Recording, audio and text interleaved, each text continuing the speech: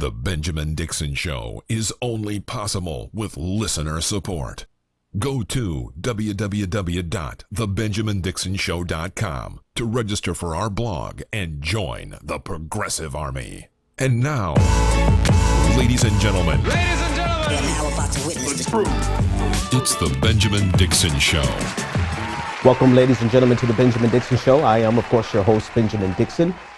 It is Tuesday, June 13th, 2017. Thanks so much for joining us. As always, I'd like to thank our patrons for being supporters of the show and thank each and every one of you who watch live or watch the repeat or the rebroadcast. Thanks so much for doing what you do.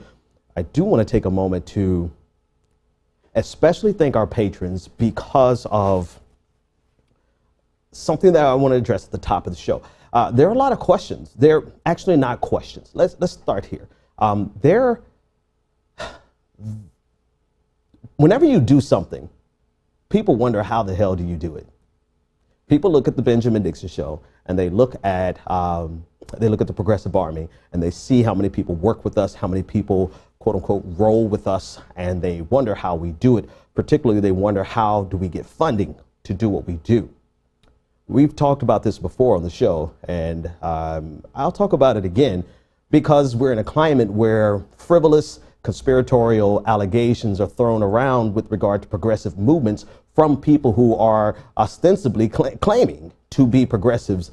And it matters. Here's why it matters. It's because when your show and what you do is 100% funded out of your pocket, let me flip that on its head. When my show and what I do is 100% funded out of my pocket and out of the pockets of the patrons, it matters for every single patron when someone is attacking the reputation and the character of the Progressive Army and the Benjamin Dixon Show. Now, technically, I really don't care about trolls. I don't care about these people, the people who want to destroy the Progressive Army. But apparently there's a large group now. Apparently there's people got a little wind underneath them. They've gathered, you know how the rejects in school, they gather together and they feel some solidarity with being, the group of assholes and who want to destroy. But in this case, they want to destroy progressive movements. I can't go into all the details because it would just take too much time, but I want to say this. If anyone has any questions about how the Progressive Army is funded or how the Benjamin Dixon Show is funded, here's your answer. It's funded out of our pockets, namely my pocket and the pockets of our patrons. This is why our patrons are so important, because we are able to leverage every dime that you give as a patron, and we're able to drain as much efficiency out of it as you can imagine. Your return on investment for the Benjamin Dixon Show is second to none because we're able to bring this level of production with every dime that you give. There are no dark sources of money. There are no light sources of money. There's no soft money. There's no hard money. There's only our patrons. And that's what makes you so important, the patron. Go to www.patreon.com/the BPD show and become a patron, and you will be a part of what makes this tick. What also makes this tick, besides the money that I have left over at the end of the month and the money that our patrons gives us, are the talented people who for the longest time simply volunteered and worked extra hard. Months of volunteerism before we were able to ever give them a single paycheck. There are people who are involved behind the scenes that if they were not involved, this would not happen. And they're only here out of either volunteerism or out of what we can support them on based on our patron account. That's it. That's the reality of it. And now I'm saying this to say something actually bigger than the petty beef of about 200 or 300 people on Twitter who found their wind and they found their voice, and their voice is to tear down other progressive movements. I'm saying it because it's actually something bigger than that. I'm saying it because this is something that everyone in their own way can do. Maybe not to the scale, maybe not to the scope of what we do, but you can get involved on a level larger than what you can imagine if you leverage your time, your talent, your money, and your relationships efficiently. You can produce something like we're doing here at the Progressive Army and the Benjamin Dixon Show. It does not require George Soros money. It doesn't. Now, full transparency, George Soros wants to write me a check. Imagine what we could do with that. Do you see what we're doing with $1,500 a month in patron money? This is $1,500 a month in patron money that you see here. This is what we're doing. And you think I would be, oh, I'm not going to take a George Soros. Man, please. Boo. All right, let's start the show. Enough seriousness. I don't give a damn about all that kind of stuff. Let's talk about Jeff Sessions and his testimony today before the Senate. So Jeff Sessions told the Senate Intelligence Committee today that he was appalled at the notion that he would have any level of collusion with Russia. And actually, his quote was that he would be involved in collusion with the Russian government was, quote, an appalling and detestable lie. He repeated that it would be inappropriate for him to discuss private conversations with the president and then discuss it with him and before the Senate, no matter how relevant those conversations may be. Sessions discussed his recusal. 3 months ago, he recused himself from Russia-related inquiries, and he essentially stonewalled the entire time. Nothing really substantive came out of this hearing because, as an attorney who was trying to protect himself and trying to protect the Trump administration, he was able to stonewall the entire time. He said, quote, I am protecting the right of the president to assert it executive privilege if he so chooses. So he's trying to preemptively assert executive privilege on behalf of the president before the president himself asserts executive privilege. The ACLU actually questions whether or not he can legally do this, but he was able to get away with it in this session in this hearing, because the chairman, and this is a committee that's led up by Republicans, they were not going to press him any more than they had to, and they were not going to treat him as other Republicans have treated Democratic testimonies or testimonies from FBI agents in times past. They were not going to grill him, the Republican Party who were in charge. There were a few heated exchanges, two in particular, between Senator Ron Wyden and Jeff Sessions, and then Senator Kamala Harris and Jeff Sessions. Let's take a listen into the first one from Ron Wyden. General Sessions, respectfully, you're not answering the question. Well, what is the question? The question is, Mr. Comey said that there were matters with respect to the recusal that were problematic and he couldn't talk about them. What are they? Why don't you tell me? There are none, Senator Wyden. There are none. I can tell you that for absolute certainty. This is a secret innuendo being leaked out there about me, and I don't appreciate it. And I've tried to give my best and truthful answers to any committee I've appeared before, and it's really people are suggesting through innuendo that I have been not honest about matters, and I've tried to be honest. Technically, he has not been honest. Right. So he was not honest before and forthcoming before when he, in many regards, perjured himself in the previous testimony that he gave before the Senate. And in that example, it is a perfect example of a politician being able to get away with something that the average citizen could not get away with. So his indignant positioning and posturing here with Senator Ron Wyden is disingenuous at best, because he has been deceiving them. He has been deceptive. Everything that he said today was coddled in caveats to cover his behind, so that if something comes out later on, he could say, well, I didn't lie. All I did was say to the best of my knowledge. And I didn't lie. I can't recall. I couldn't recollect what actually happened. And so over and over and over again, he used these weasel terms to give him a position or give him the ability to get out of actually perjuring himself if something came out in the future.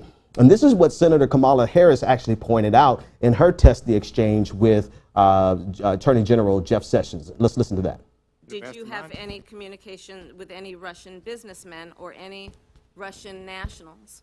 I don't believe I had any conversation with Russian businessmen or Russian nationals. Are you aware of Although any communications? a lot of people were at the convention, it's conceivable that somebody Sir, came I up to me. have just a few. Will you let me qualify it? If Okay. I don't qualify it, you'll accuse me of lying. So I need to be correct as best I can. I do want you to be and honest. I'm not able to be rushed this fast. It makes me nervous. So he's nervous dealing with Senator Kamala Harris because she's asking pressing questions. But again, this is Jeff Sessions using weasel terms to wiggle his way out of the reality of not so much the reality at this point, but the possibility that he had conversations, inappropriate conversations, or conversations that he did not divulge. And if we could take a step back to the overarching theme about this, a lot of times it's quite possible that the conversations that he had and anyone in the Trump administration had could have been rather innocuous. But it's this doubling down of denial that makes it not only suspicious, but also puts them in a position where they may have perjured themselves or, in Donald Trump's case, have committed obstruction of justice. And this is where we are. Again, we've said this time and time again. It may not even be the actual incident for which they're being investigated that actually brings them down. It could very well be the fact that they are trying their best to cover up something that could very well be innocuous. But then you have to ask yourself the question, if they're covering up and they're going through all of these contortions to not answer questions directly, it's not always the case that where there's smoke, there's fire. But in this case, they're sabotaging themselves. When if it was really nothing, they should be able to disclose that very concretely and assert it very affirmatively without having to consistently use weasel words to get himself out of any potential conflict in the future or any potential evidence in the future that suggests that Jeff Sessions, once again, has perjured himself under oath. Well, keep an eye. There's really nothing so significant that came out of it other than the fact that he may not have been forthcoming, particularly with regards to the meeting, the alleged meeting at the Mayflower Hotel. He's saying to the best of his knowledge, he did not have any meetings with the Russians there. And it appears that we'll see whether or not that is the case. But even if it is the case that he had the meeting there, we see that he's used the perfect language, and he was allowed to use the perfect language to weasel himself out of potentially perjuring himself before the testimony, before the Senate committee. We want you to weigh in on all the conversations tonight, 857-600-0518. Let us know what you think about any of the stories that we're discussing up to this point. In a minute, we'll be joined by Aaron Bowersock to discuss a couple of things that have been happening as of late, in particular with the People's Summit, with protests and activism in general. He's been on the Benjamin Dixon Show before, and we're glad to have him back tonight. We have him yet? Oh, we have him. All right, folks, I wasn't quite sure there. So we'll be speaking now with Aaron Bowersock. He's a Seattle designer and activist with Socialist Alternative. He's been building a working people's party for the 99%. Aaron, thanks so much for joining me. How's it going for you? Well, thank you for having me. It's going pretty good. It was a little cold out here. I know in People's Summit it was about 95. It was only 53 today out in Seattle. Man. So I thought it was bad here. Last week here in Boston, It was about 45 degrees, but today we were about there in Chicago. It was 95 degrees, so I know that's a big adjustment going back. But let's start there in Chicago, man. You showed up to Chicago. You were a part of the People's Summit. And one of the things that I'm interested in doing is talking with people who actually went. I couldn't go. I wanted to go. I had an invitation to go. I appreciate the invitation from over there at the People's Summit, but because of family reasons, I could not make it. But I'm interested in talking to the people who did, who invested their time and money in going. And I know we met, prior to the DNC, but we were at the DNC protest together. Tell me your thoughts about your experience at the People's Summit and what you got out of it. Sure.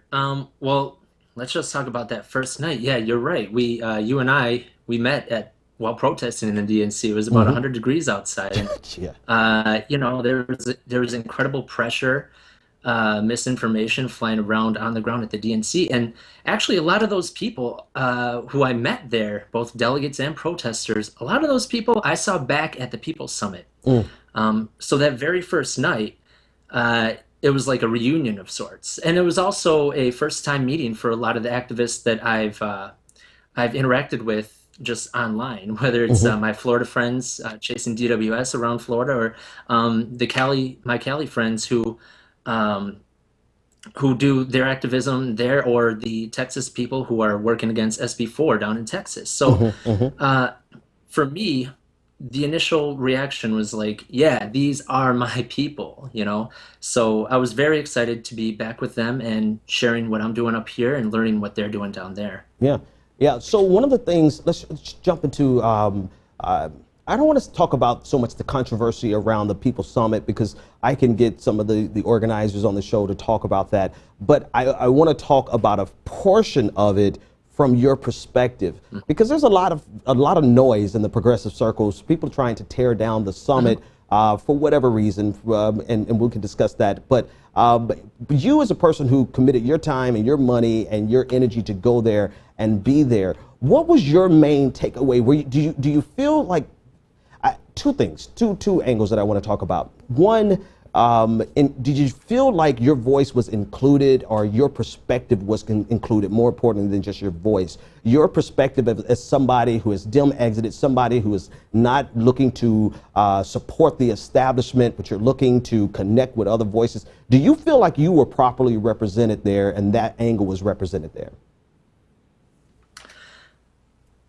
This is where the legitimate portion of the criticism comes in, because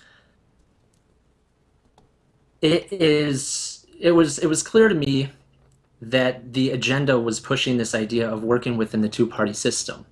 I mean, anyone who's followed Bernie Sanders since he first announced, he's been saying this all along. He's like, what we got to do is reform the Democrats. So in that regards, no, me as someone who is with an organization trying to build a party for the 99%, we believe that working within the Democratic Party is like begging the ruling elite for concessions, when what I want to do is challenge their right to rule. So that that perspective was not represented, but also it was on the agenda, and it is not what Bernie calls for. Right. Of course, you have people there. Many of the attendees, a lot of people are like me. There was a few socialist alternative people there. There was Green Party. There was Draft Bernie, of course, who Roseanne DeMoro gave a shout out at the main Bernie speech, you know? So the presence was there, but not in any official capacity. And I do understand and agree with that version of the that point of the criticism. But what I got out of it, it was so much more. It was the conversations of people who, like me, you know, people with 9-to-5 jobs, or people with, maybe they're unemployed, or people with families back home, people working 2 to 3 jobs. These are actual people out in their community building things. And they come here because they want to share ideas, learn what's happening up in Seattle, learn what's happening down in Texas, learn what's happening in DSA, learn what's happening in our revolution with the individuals working there, and see if we can bring any of those back home. What I got out of it were learning how to speak to different communities that I'm not a part of, and understanding my place in the spaces that they've made. Because in order to have true coalition, you're going to need to understand where another organization or community is coming from without trying to strictly co-op in a superficial way. So it's a lot to think about, like, when I'm coming back here, because we know the only way forward is through coalition. And when I'm speaking to people, that's one of the main takeaways I got. So in the midst of perhaps and what you felt is an absence of third-party representation, in the midst of that, you were still able to galvanize relationships, network. You got something. It was worth your trip over, basically.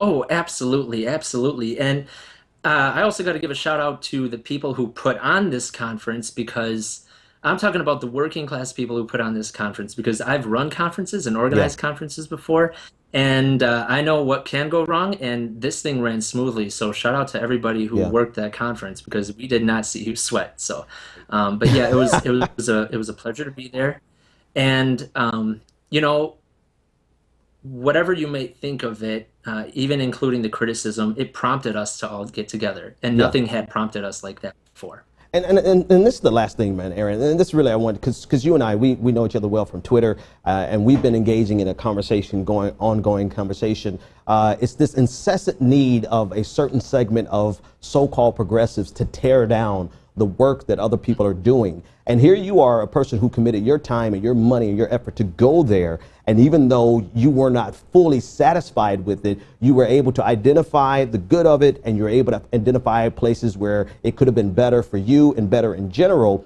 But you're a person who committed money to go, and you're not tearing it down, while we have a horde of so-called progressives trying to destroy the People's Summit and not have anything to replace it with, man. Like, I know you have a lot to say about that, so I'm gonna stop before I talk. Tell me about what you've seen in that regard and your opinion as a person who actually committed time and money to go to the People's Summit. Yeah, I mean, to borrow a line from one of my Facebook friends, he was like, I'm sitting here flying economy class and Soros still hasn't given that check he promised, so. But yeah, coming from that perspective, I mean, I read this book once. It's called The Energy Bus, and it taught me like how to recognize when people are working with your energy and who to let into your life. Because, you know, I think we all come to a point in our lives where we realize that, hey, I don't necessarily need to keep all these people around. I need to be, pardon me, I gotta change this lighting, it's driving me crazy. Oh, no problem. I need to be working with people who are actually working with me, right? So as far as the tearing down and stuff like that, I get the criticism, and I share a lot of the criticism, obviously, with the People's Summit. But when one is tearing down people who are sacrificing a lot to go out into their communities, like I mentioned, all the pressures they face at home, to actually build something and work together, have all the criticism you want about the organization and the fact that they didn't let certain voices participate in an official capacity, but the people there, we're not just sitting there drinking Kool-Aid or Flavor-Aid. That's what it was. The Flavor-Aid, right, exactly. We're coming in there, we understand, and we're having these discussions, and we know that when we come home, we don't need to stay in the lane of the two-party political system. Right. We're talking about disruption. We're talking about nonviolent militant action. We're talking about shutting down banks, shutting down City Hall. So these are the ideas. And I will say, for everyone that was there, to all the speakers, who many of them I do respect, and the journalists, I read their stuff and talk about it. That was all a backdrop for me and many of the people I talked to. I believe that if you get the attendees and many more that weren't able to go, put them in an old warehouse with a bunch of pizza, we would still end up with similar conversations, ready to fight back in our cities. Aaron, listen, thanks so much for your time, man. I appreciate you just coming on and sharing your perspective. I probably will talk to as many people as I can that went, mainly because I couldn't go. And I want to hear, I'm loving hearing about the connections and the, I hate the cliche, but the synergies that came out of it.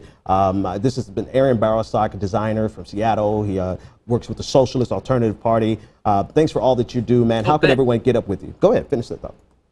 Yeah, I actually wanted to give a shout out. There's a few, speaking of like running independent stuff. So there are 2 independent candidates running for office here in Seattle. For sure. Nikita Oliver, she is a Black Lives Matter activist, a poet, a lawyer, and an educator, and she's running for Seattle mayor under the People's Party banner. Awesome. And then there's also John Grant, who is he's a affordable housing activist running as a Democratic Socialist for City Council.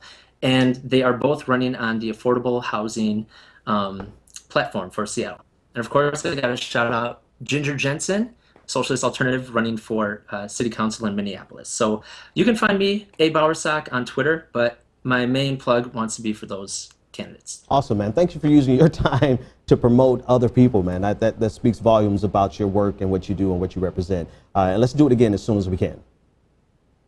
Absolutely. Thanks for having me. My pleasure. 857-600-0518. If you want to weigh in on the discussion, be sure to leave us a voicemail. We're still in voicemail mode. You can also leave us a comment on the Facebook chat, YouTube chat, or Twitter chat, and we will bring those comments or questions into the conversation. I definitely wanted to speak with Aaron because, like I said, we wanted to go to the People's Summit. We couldn't go, but I really kept up with what was going through his timeline, Tim Black's timeline, really just tuning in from people who were there, making the sacrifice to be there. And to me, people who actually went, you know, whatever their criticisms are, those are the criticisms that I want to hear. I want to hear from the people who went to support it and found something while they were there. Those are the voices that need to be heard. And then we'll get a chance to speak with some of the organizers as time goes along, because the People's Summit has been doing something fabulous just within the last 2 years.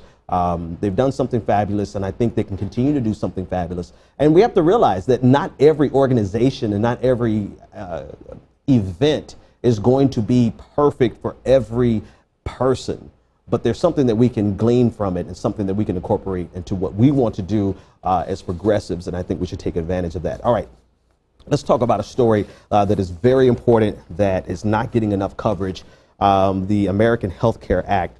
Republicans are ready to steamroll this over America, American citizens. This is essentially Ryan care / Trump care. However, it seems as though there's a report that Donald Trump is trying to distance himself from it because he regarded this same legislation that he's celebrating in the background with the House Republican caucus. He's starting to describe it as, quote, mean. According to the Business Insider and congressional sources, they said the president that did not say what aspects of the bill he was characterizing as mean, but he simply said that it was mean. And this mean bill is getting ready to be shoved down the throats of Americans in a streamlined and very secretive fashion like nothing that we've ever seen. There will be no Senate hearings about a major health care piece of legislation. There will be no hearings. There are going to be no town halls. There will be, they're not even waiting on a CBO score. They're not sharing the bill with Americans to read. The Republican Party is trying to pass a piece of legislation that's going to affect every single American, and it's going to adversely affect 24 million Americans, 24 million more Americans who will no longer have access to health care, according to the House version of the bill that was scored by the Congressional Budget Office. And so they're trying to steamroll this piece of legislation onto Americans in a very secretive fashion. And it's so bad that now they're trying to limit reporters' access to senators to ask them questions, or at least ask them questions on video. Casey Hunt of NBC News, she's a Capitol Hill correspondent, tweeted out today that reporters have been told that they cannot, or they're not allowed to film interviews with senators in hallways, contrary to years of precedent. She went on to say that there's conditions for any interview. It has to be previously granted permission from senators and from the Senate Rules Committee. And so here we are, a generations, decades old tradition of reporters being able to ask questions and get video on the record of senators in the hallways. That's now been dispensed with right as they get ready to shove a secretive piece of legislation down the throats of Americans.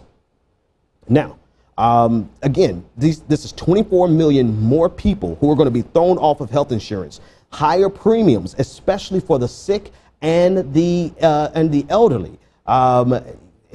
Fewer protections for people with pre-existing conditions. And when asked about this, two senior Senate GOP aides, they were asked if there's any plans to release this publicly, and their answer to Axios.com journalist Caitlin Owens was, "We aren't stupid." So they're not going to release this bill publicly because they're not stupid. In other words, they don't have any plans to pay the political price of a damning piece of legislation, but they want to pass the legislation. And the reason they want to pass the legislation is because there are major tax cuts included in this legislation. And here Donald Trump saying the legislation is potentially mean, But in reality, he's going to sign it because of the other aspect of this legislation. It's an attempt to destroy President Obama's signature legislation achievement. And this attempt is, and this ego that's being fed, Donald Trump's ego that's being fed, and the tax cuts that the Republican Party wants to drive through are coming at the expense of the poorest Americans, the oldest Americans, and the sickest Americans, and 24 million people who are going to be thrown off the healthcare rolls. This is where we are. Now, you would ask the question, what's the Democratic Party going to do about it? Well, according to Jeff Stein of Vox News, he reports that a top Senate Democrat aide in an email said to him that Democrats are not going to go nuclear on Senate Democrats are not going to go nuclear on the AHCA because it also allows them to hammer out a bipartisan Russian sanctions deal. I want you to take a second and let that soak in. In exchange for the opportunity to get a bipartisan Russian sanction piece of legislation, which we'll discuss momentarily, the Democrats are willing to not go nuclear, according to one Senate Democratic aide. Now, the justification for this is that even if they go nuclear, or even if they're willing to hold the line, the Republican Party could go nuclear, and if they go nuclear, they're going to get it done anyway. And so this is almost like a preemptive capitulation so that they don't have to fight the Republicans on this, because the Republicans are going to get their way anyway. But I think it's reasonable to assert that even if they have to fall on their sword, this is the hill for the Democrats to die on. This is something that they should hold the line on no matter what it takes, no matter what's lost, no matter if the Republicans go nuclear, no matter if they can't get a bipartisan deal on Russia, on Russian sanctions. There's nothing in the Russian sanctions that is beneficial to the American citizen that's going to lose their health care. And the fact that this is even being floated should be appalling to anyone who has ever voted for a Democrat. And any Democrat that's willing to allow this to happen, their name and reputation and their political career needs to be dragged through the mud. We fully expect the Republican Party to do anything and everything they can to screw the average American, but that there are some Democrats willing to not fight just so that they can get some bipartisan sanctions against Russia should leave a taste so bad in our mouths that we would fight them just as hard as we would fight Republicans. Now, indivisibleguy.com, it's a team of former congressional and senatorial staffers who offer solutions. They offer some solutions in a series of 4 tweets of what we should do. Here's the first tweet that they shared on Twitter. They said, Senate Majority Leader is relying on secrecy and speed to pass this monstrosity. That's why strategy for Democrats must be to shine bright light and slow them down. They went on to say, if withholding consent on regular senatorial business does that, they should do it. If boycotting hearings does that, they should do it. They went on to say, they shouldn't be able to check a single thing off their agenda until they agree to hearings and a CBO score. And by they, they're referring to the Republicans. The Republican Party should not be able to check anything off their agenda. And if Senate Democrats don't think this is a workable strategy, okay, then what is your strategy? Your constituents demand you do something. Do something. And so our strategy, even from our small vantage point looking out on this conversation, our strategy should be to put pressure on every Democratic senator, our senator, another state senator, get on the phone, email, tweet them, do everything that we possibly can to make sure that the Democrats stonewall this legislation as long as they possibly can.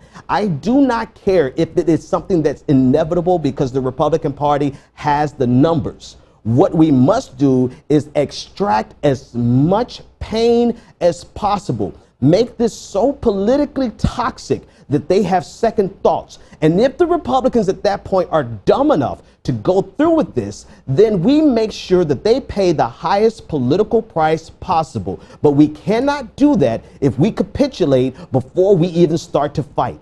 If we capitulate now, then we are signaling to the rest of America that this is actually okay and it's not worth the fight. And then we will not be able to exact the kind of political pain that is necessary to punish these draconian monstrosities. I don't have the language to describe the type of people that would want to see this happen. But what matters more than getting the language right is for us to get active and to get on the phones, get our emails out, get our tweet storms going, and make sure that every single person that we know and every politician that's in the Senate knows that we are going to make them pay a price. Democrats, if they don't fight, you will pay a price. Republicans, if you're foolish enough to sign this, we will make sure you pay the highest political price possible. 857-600-0518. If you want to weigh in on the discussion, leave us a voicemail. It's hard for me to even believe that the Democrats are actually considering this. This is not something that's been officially released, but this is a call it a leak through an email to Jeff Stein of Vox News. It's something that should be appalling to every single one of us. All right, let's shift gears. I have one more interview tonight. I want to talk to Michael Wood Jr. We're going to get him on the line as soon as we can. I want to talk to him about his initiative. We already have him. Michael, thanks so much. Sorry for the delay. How are you doing, man? I'm good, Ben. How are you, brother? It's all right. I'm doing good, man. Talking about these Republicans is throwing me off, man. And talking about the Democrats who are willing to let this happen, man. This is really throwing me for a loop, but we're going to do a hard shift. And I want to talk about some of the work that you've been working on. I follow you on Twitter, and I've seen your work over at the Young Turks in terms of promoting the community policing. First of all, tell us about what you're working on and tell us about the concept of what you're trying to get to spread across the country. Well, I mean, the honest truth is I'm not trying to spread it. There's a group called Civilian-Led Policing that is taking the model that I developed from my scholarly endeavors and after being a police officer in Baltimore to put together what really needed to change in policing to reform it. And what my studies had shown is that essentially our biggest problem is that we are judging and we kind of expect in our communities and understanding of just what policing should be, that we should be judging the output of it. And we're kind of comfortable with that. We say we want this of policing, but what we're not doing is we're not controlling the input into the system. So that's why the output that comes out of the system is misaligned with what we want it to actually do. So what I'm talking about is fundamentally changing policing, and you have to look it up and see what the model is to get into the nuance of it. But if everyone's comfortable with the Civilian Review Board judging the output, so judging when it's really, really bad, just imagine taking that Civilian Review Board and moving it all the way to the top where the mayor used to be, and having the people actually in control of the input so that that would align to the output that you were desiring. So instead of just having and we actually have a graphic of your model, we're going to pull it up on the screen while we discuss it. So instead of having a community review board reviewing it after the fact, you're saying put that board at the beginning of the inputs where they can analyze what's happening before they're getting stuck with what has happened. Am I hearing you correct? Yeah, I mean, that's one of the easiest ways to kind of conceptualize it. This is based on a bunch of management theory, because we have a systems and management issue that we are kind of thinking is like a policing issue, and it is a policing issue, but it's because the system policing is actually designed to serve a mayor and or some other politician's political needs and goal for a 4 to 8 year period as being their personal army. Mayor Bloomberg and this to the world in public bragged about how he had this personal army. And so that's how it's literally structured. So when it says on the side of the car to protect and serve, the system that in place means it protects and serves the oligarchy, those that are in power. So you have to fundamentally change that so that protect and serve actually means you. Even when it comes to a police chief, When people say, oh, which chief will we have, which one, they're actually arguing over who will tell them how they will be policed instead of dictating how they will be policed themselves. So this is a radical transformation, right? And I'm sure you obviously keenly aware of that. What's some of the reception that you've gotten with this concept from the communities that you talk to about it, but then B, from some of the policing agencies that you've encountered and have this conversation with? What's kind of the feedback you get? Well, when it comes to the community, I think we're largely driven by fear, because what I'm talking about is not a radical shift at all when it comes to the scientific literature. You find me any management scholar that would look at what I've done with surprise that it's not going to happen. They're going to say, well, yeah, of course, this is all established literature, stakeholder theory, using a Delphi interview technique to bring all these things together makes perfect sense. But what really is happening is that we're taking the people, and when we put you're also accountable. So I think we're holding back like this fear of, oh my gosh, we'll be accountable, but we're like something about us is more comfortable with being by somebody than actually doing it and holding ourselves accountable for that ruling. So from the public, it's mostly fear. From policing, there's no pushback at all. The police just think it's not rational to put in, like you're just not going to get it done because the system doesn't work that way, because they've been beat up by the system their whole careers. Interesting. I'm not surprised that you find a lot of fear, but I guess I am surprised that you find a lot of fear because of all of the issues that the community experience at the hands of the police, and everything that we've seen over the last few years with the ubiquitous nature of cell phone footage. And the number one thing that you encounter from the community is hesitation and fear because they would now be responsible for the policing agency. Dig into that a little bit more, and more specifically, have you been able in your conversations to convince the people? Because if the people can't be convinced, then we have a bigger problem, don't we? Well, I don't think we have a problem. I'm just telling you what kind of the pushback that I get is. I'm telling you confidently, you get me in a room with any 10, 100 people, I'm going to convince them of this because this is backed scientifically. It's a perpetual system that's constantly recycling itself to continually improve, to be the best that it can be, to actually pick up the underneath of our society and address the actual issues. So I will completely win that argument, and everybody will understand how that kind of leveling of all boats lifts everyone up if you just lift up the bottom.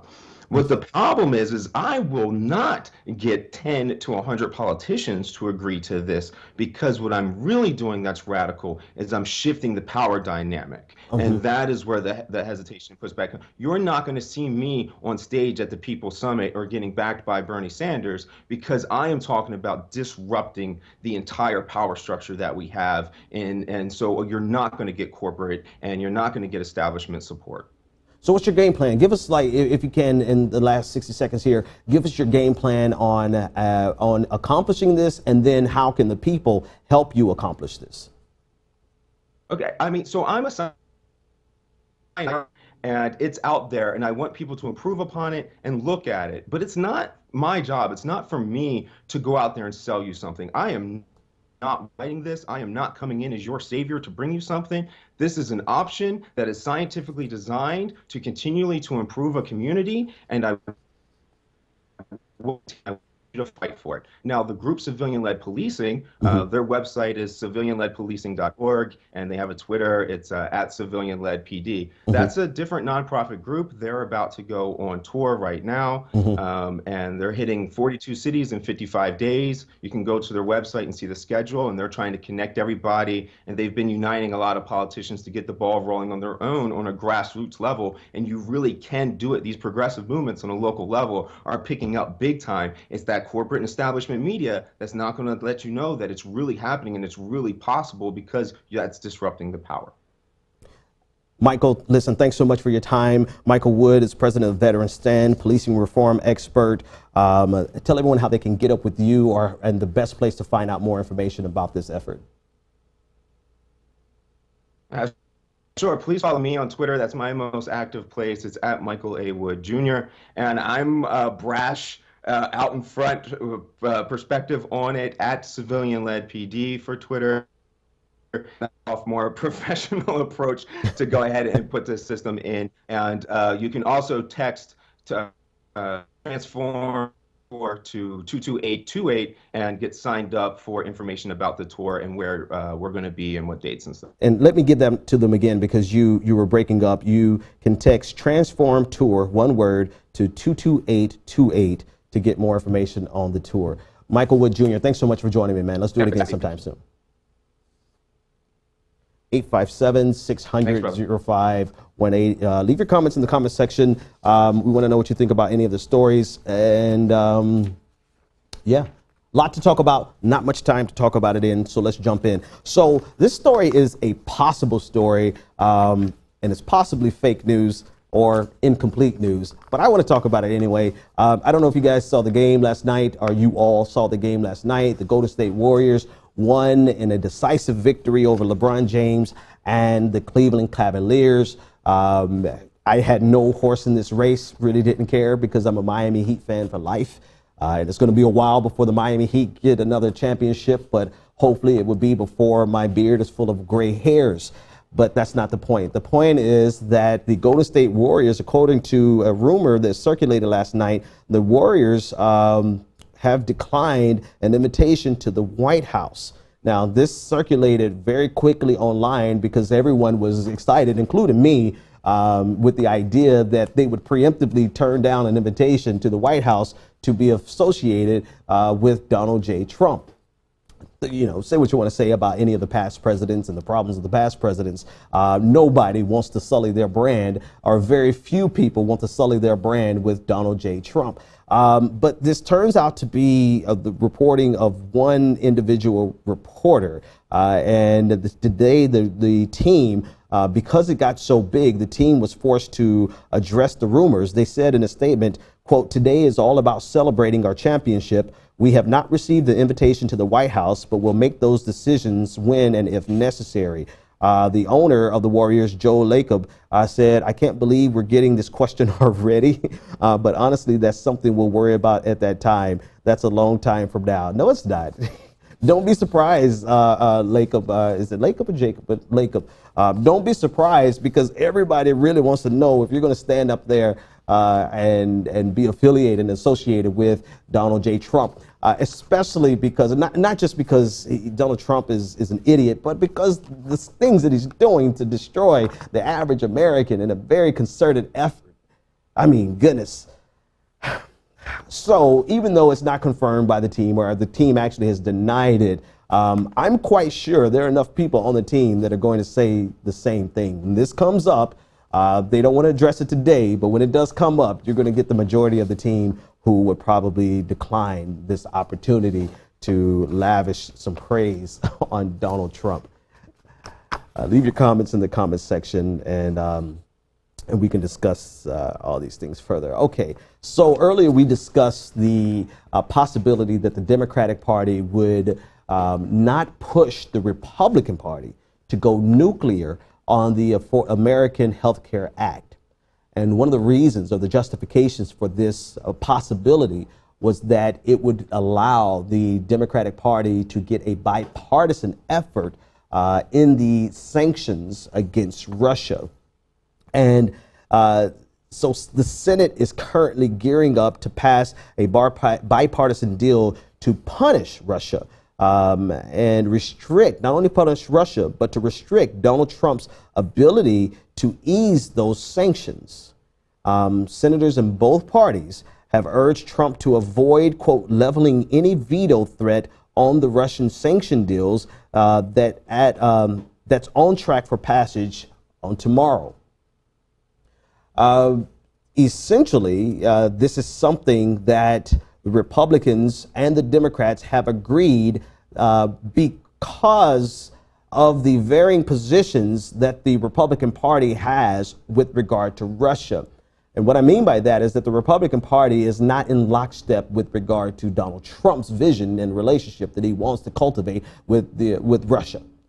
Republicans, even though they are in line with Donald Trump on a lot of things, you have some hawkish Republicans like John McCain and Lindsey Graham who are all for the sanctions against Russia. And so this represents a potential divide and potentially a veto-proof divide with the House, the Senate Republicans, and the President of the United States. Secretary of State Rex Tillerson said on today that the agreement to get tough on Russia would ultimately shut off communications with Moscow, and that he wants to keep that open for now. He said, quote, "We would like what we would like is the flexibility to turn that heat up when we sense that our efforts are failing to secure greater cooperation from Russia on anti-terrorism efforts." So in other words, he's saying we're willing to do these sanctions, but not yet.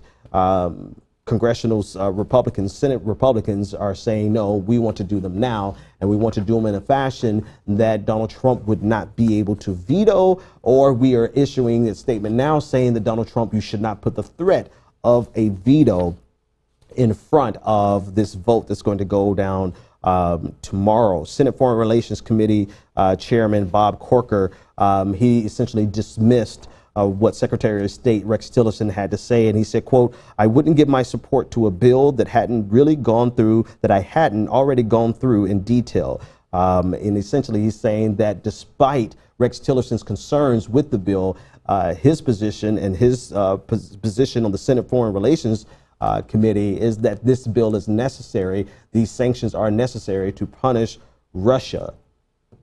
So we'll see how this plays out, because the possibility of Donald Trump vetoing it or leveraging a threat, levying a threat over this is very real. And this represents a unique divide between the Republican Party. Now, to be sure, the Republicans are divided on a lot of issues, but this is one that has some of the furthest reaches implications because of the investigation that is going on with Donald Trump, his campaign, and allegations of Russian meddling in the campaign. Let's take a listen to several voicemails that we've gotten on the show. Let's take a listen to the first one here. Yeah, it's me, Scotty from Columbus, Ohio. And I wanted to talk about Joyanne Reed's Twitter post where she disparages Bernie supporters, saying along the lines that Bernie supporters are like the friend in college that comes over your place, eats everything and trash it, but doesn't want to pay any money. And it's that type of attitude that's making a lot of the youth leave the Democratic Party in droves, and it's why people are alienated from the Democratic Party because of this smug, limousine, liberal attitude towards its supporters. I just wanted to get your analysis on that. All right. Man, Scotty, I got to send you some George Soros money, because this is the perfect segue into something I wanted to talk about. I've been wanting to talk about the possibility of unity in the Democratic Party.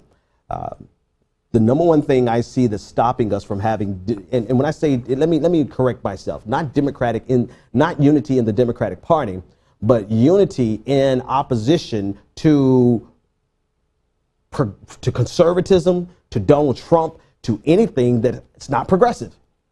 And the fact that we actually need that unity, whether it's unity underneath the Democratic Party, whether it's a strategic, a temporary alliance with the Democratic Party, however you want to describe that unity, the fact of the matter is we are facing an onslaught of conservative of insanity, attacking us at some key points, attacking us on issues that should be settled in the American discourse, but we have been attacked because the Republicans have the House, the Senate, and the White House. And the only thing slowing them down is Donald Trump's fecklessness. Now, I don't think that's easy, but anyway, so we need unity, whether or not we have unity underneath the one-party system, two-party system, the Democratic Party. I don't care how you describe it. The fact is, we've got to fight back against what people like Paul Ryan want to do. And even if you disagree with neoliberals, and to what extent you disagree with them, at least neoliberalism represents a holding of the line. And sometimes in the military actions, you have to hold the line and stop the hemorrhaging. But we're at the point where not only are we not able to hold the line and just keep things where they are, we're facing an onslaught from Paul Ryan, Reince Priebus, and Donald Trump. And we can't get a solidified opposition against Donald Trump because of things like the caller just mentioned, because of people with significant platforms. I mean, a person who talks to millions of people every single weekend and hundreds of thousands of people every single day on her social media platform, feigning as though they want unity, but in reality, what they want is subjugation. They want Bernie Sanders supporters. They want to purge. They want to tell me how the hell this works. How do you simultaneously want to purge somebody and then at the same time you want to keep them involved in the party? You want them to acquiesce to your demands, but at the same time you want them to fall down and grovel before you and not really have a voice, but just do what you say. It doesn't work like that. And the divisiveness that we've seen from people like Joy-Ann Reid is appalling and disgusting, and it is extremely unprofessional for someone who fancies herself to be a professional. Extremely divisive for someone who fancies herself as a person trying to unify an opposition, the resistance against Donald Trump. It does not work like that. And the reality of it is that if you want to unify this opposition against Donald Trump, you can't do it by forcing people into subjugation. You have to listen to them, and you have to give some concessions as to what we agree on and then things that we don't agree on and negotiate. But no one in their right mind is going to bend over and capitulate to the whims of tantrums being given on Twitter to large audiences by people who should know better. In fact, I actually believe she does know better, but she's just taking this opportunity to try to stick it to Bernie Sanders supporters yet again. Now, I'm not going to draw a false equivalence here, but I will say the opposite side of the equation, not the opposite side of the equation, but something that we should consider would be what I'm calling now the insidious left. That far extreme, the conspiratorial left, the do-nothing left, that far extreme of progressivism that does not want to do anything but destroy the Democratic Party, even if it means giving strength and power to Donald Trump to do whatever he wants to do to us. That is something that we as progressives, just as much as neoliberals need to purge people like Joy-Ann Reid, who is divisive and destructive, we as progressives absolutely need to purge the insidious left that doesn't want anything but to see the system burn, even if that means Donald Trump having his way with us and ruining any progressive movement that we've had over the last 50 years. You have progressives on the insidious left that I describe in great detail who would rather see the New Deal completely done away with by giving unlimited power to Donald Trump and the Republicans by virtue of destroying the only institution that stands in opposition in an organized fashion against it. They would rather see the Democratic Party burn and the Republican Party be able to do anything they want to do than to ever find some coalition with the Democratic Party in order to just hold the line. And as much as Joy-Ann Reid gets on my nerves, the insidious left equally gets on my nerves, and all of them need to get the hell out of the way so the adults in the room can get shit done. One last voicemail. Let's take a listen. I know we're over time, but I want to hear this last voicemail. Hey, Ben, this is Nick from Oregon.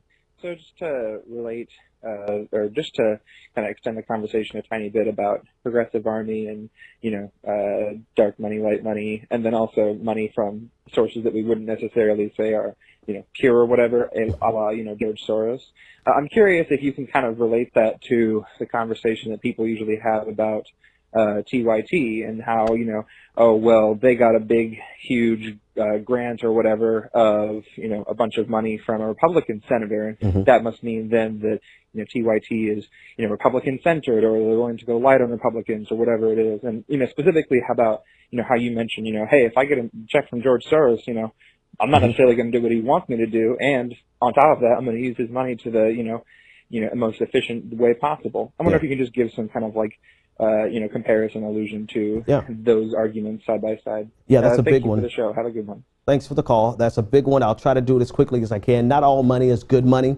And so I want to start with that caveat because clearly there's some money that you can take that would drain the soul out of your movement just by virtue of the demands that they will place on you. There are people who would love to pay the Benjamin Dixon Show to tout their message. And I won't accept every piece of money that comes my way. Matter of fact, we turned down money before. Just last week, we turned down some money. So we're not going to accept any money. But you know what I don't have a problem with is somebody who wants to invest and get a return on their investment and gives me the journalistic freedom to do and say exactly what I would do and say if I was doing it for free, which I've been doing for a very long time, right? If a person is not going to get in way, and I can't speak for the Young Turks because I haven't followed them enough to say if their message has changed since they got that investment. I can't make that call because I haven't watched them enough to say that. But I do, the people that I know personally, the people affiliated with them, Kyle, John, Jimmy Dore. I mean, me and Jimmy Dore disagree on a lot of stuff. But one thing I can say is that no amount of money that if the Republicans gave the TYT money in order to soften the message, they got a bad deal, especially with Jimmy Dore, So I can't speak to anybody else but the individual people I know. But all I can speak to is the Benjamin Dixon Show and the Progressive Army. Not all money is good money, and we're not going to just take money from anywhere. That's number one. But number two, we can't be stupid and forever cut ourselves off at the knees and limit our ability to get our voice out on a more significant level because we don't want to take money from someone who's been labeled a boogeyman or for whatever reason. And I don't care, whatever, your boogeyman. Hell, I said on my Patreon show, I said if the Koch brothers wants to give me money, they probably will put a hitman out on me because I'm going to do whatever the hell I want to do with that money, right? Which is probably why I won't get the money because they know that. So the point is somebody controlling your message. You can tell that by how the journalist continues their work. And if somebody wants to control our message, I don't like it when people on Twitter try to control my message. I don't like it when patrons try to control my message. I actually am, the only thing I dislike more than conspiracy theories is somebody trying to control me. And so all I can guarantee you is that even though right now we are 100% funded by the money that I have at the end of the month and the money that our patrons gives us, I'm not opposed to allowing someone to invest in what we're doing, because how else are we going to did I say it on this show or did I say it with our patrons? I don't know. The revolution has to be capitalized. You're not going to be able to do the things that you want to do in this capitalistic system without capital. That's the bottom line. Every single one of us. And it's not even just about paying your bills. It's about getting your message out. I could be speaking to 100,000 people right now, saying the exact same thing I'm saying right now if the funding was in place. But if we as progressives continue to shoot ourselves in the foot and cut ourselves at the knees and make this, what source? Here's what's happening. What source of money is actually pure enough for this select group of progressives? What that means is the progressive movement is limited to what they can raise on Patreon. And if the progressive movement is limited to what we can raise on Patreon, then the progressive movement might as well shut down. Because you're not going to be able to fund all of these groups that are doing good works through Patreon. There's only a limited amount of money out there that the people can give individually. And if we continue to shoot ourselves in the foot, we'll continue to have fabulous shows that have, 25 people listening live right now. Yeah, you guys might want that, but I'll see you next time. The Benjamin Dixon Show is only possible with listener support. Go to www.thebenjamindixonshow.com to register for our blog, join the Progressive Army, and support The Benjamin Dixon Show. It's Ben Dixon! If you like this episode, be sure to share, like, and subscribe.